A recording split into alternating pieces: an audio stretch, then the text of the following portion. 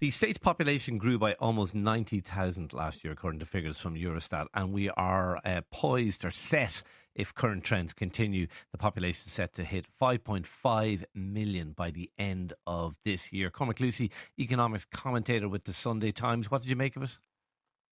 It's not a surprise. If you go back to 1990, Shane, Ireland's population has grown by over 50%.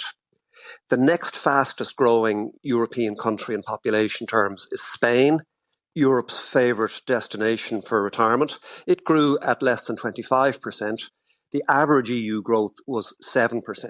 So we are experiencing and have been experiencing absolutely dramatic population for the last quarter century or more. Is that not a good thing? I mean, we were the sick man of Europe back then. People were leaving in their droves. Now people want to come and live here and work here.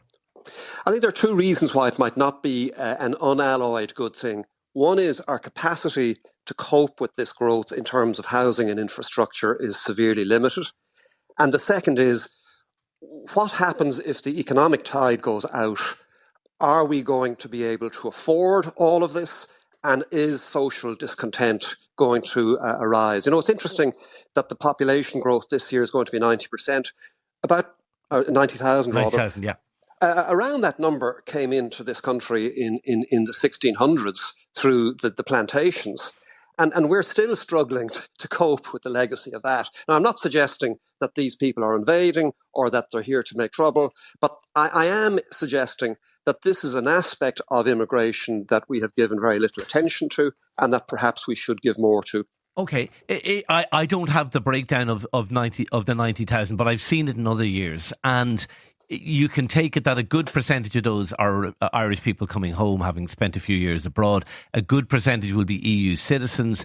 A small percentage will be those seeking international protection, and the rest will be those who applied for work visas and were deemed necessary for the economy to fill jobs that Irish people wouldn't do. Do we not need those people? Well, this is the big argument that is offered.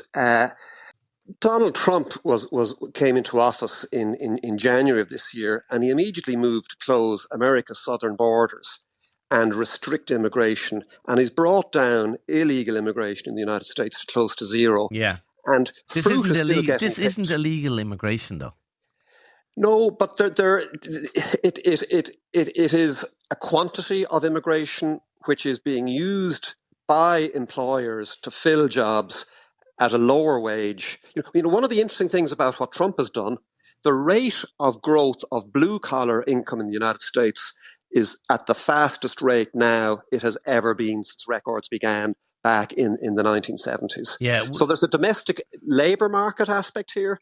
This argument, there's a second point, which is if somebody comes in from outside on a work permit and they're earning below average income, they're going to be a net drain on our state finances. Do we know that is happening? Are these people not coming in to fill jobs that Irish people won't do, or aren't qualified to do? Is that not the case? We've no evidence to suggest that they're on less money than we do. Than the average income that work permit recipients are earning is below the national average. Well, sure, but of course that is. They only just came to the country. Oh, sorry, you just said. Yeah, but are they earning are they earning less than people in the same jobs who are Irish people? I would put it to you, there's no evidence that they are. The macro data from the CSO indicates that the average income of somebody here in a work permit is below the Irish average. But of course that's the case. I mean, somebody's here 30 years and his chief executive is going to be earning more. Not in Switzerland. No, you're making very vehement statements, Shane. It is not, of course, the case. If you look at Switzerland and how they manage work permits, they're very strict about it. We just treat it as if we're inviting somebody to a party. And they're going to leave then at 2 a.m. the following day, and it's not a problem. And the other aspect you haven't touched on is family reunification. That you bring somebody in on a work permit, and then they apply to bring their families over. And suddenly, if you look at London, over 1/3 of students attending schools in London are of Muslim extraction. So these things change slowly, but they change inexorably. And we are looking at this with our eyes closed. That's my key point. We're not looking at the long-term impact. Just very lastly, I mean, you and I are both old enough to remember population being 3.5 million, maybe 1 million people at work at that time. We now have over 2.4 million or something people at work.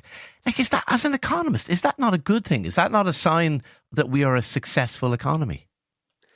It is, Shane, but that is almost all down to American multinationals, and Donald Trump is determined to murder the Irish foreign direct investment golden goose.